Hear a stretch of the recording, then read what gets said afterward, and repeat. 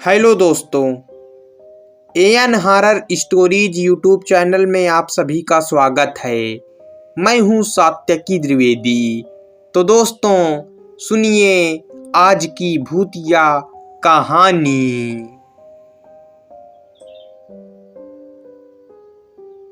मेरा नाम दिनेश है। मैं आज जो आपको कहानी बताने जा रहा हूं उसे मैंने अपने दादाजी से सुना था।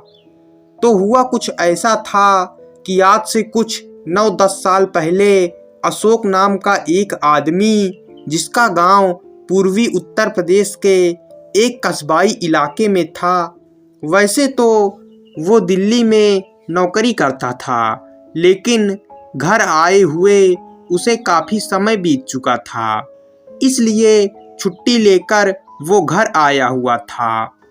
वो इलाका बेहद सुनसान और घनी झाड़ियों के बीच बसा हुआ था और उन घनी झाड़ियों के बीच शाम के समय अक्सर सन्नाटा ही पसरा रहता था। अशोक को बचपन से ही छत पर सोने की आदत थी और बड़े होने के बाद जब भी वो गांव जाता तो अपने घर की खुली छत पर ही सोता था। लेकिन एक रात छत पर सोना ही उसके लिए महंगा साबित हो गया, क्योंकि ये वो रात थी जब उसका सामना एक ऐसे साये से हुआ जो नुकसान पहुंचाने के उद्देश्य से उसके पास तो आया, लेकिन अशोक की सूझबूझ की वजह से वो उसका बाल भी बांका नहीं कर सका। रात का करीब 1 बजा था कि अचानक किसी आवाज ने अशोक की नींद खोल दी। वो अपनी चारपाई से उठकर छत की रेलिंग के पास जाकर आसपास देखने लगा। उसने अपने घर से थोड़ी ही दूर पर किसी साये को इधर उधर घूमते हुए देखा।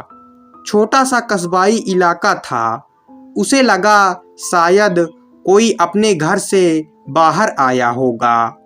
वो वापस जाकर चारपाई पर लेट गया। उसे फिर से कुछ आवाज सुनाई दी, लेकिन इस बार आवाज थोड़ी ज्यादा पास से आ रही थी। वो फिर उठा और छत से नीचे देखने लगा। उसे अपने घर के पास ही एक साया दिखाई दिया, लेकिन खौफनाक बात ये थी कि वो सिर्फ साया था, उसका शरीर नहीं था। इतने में उसे सीढ़ियों पर किसी के बहुत ही तेजी के साथ चढ़ने की आवाज सुनाई दी। 1 मिनट से भी कम समय में वो साया उसकी नजरों के सामने खड़ा था। उसकी शक्ल, हाथ पैर कुछ भी नहीं था।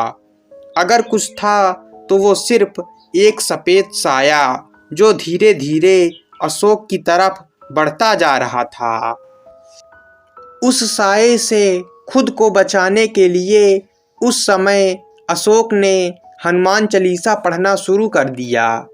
अचानक ही वो साया गायब हो गया। वो हवा था और एकदम से हवा में बहकर गायब हो गया। वो कहाँ गया, कहाँ से आया था, कुछ पता नहीं चला।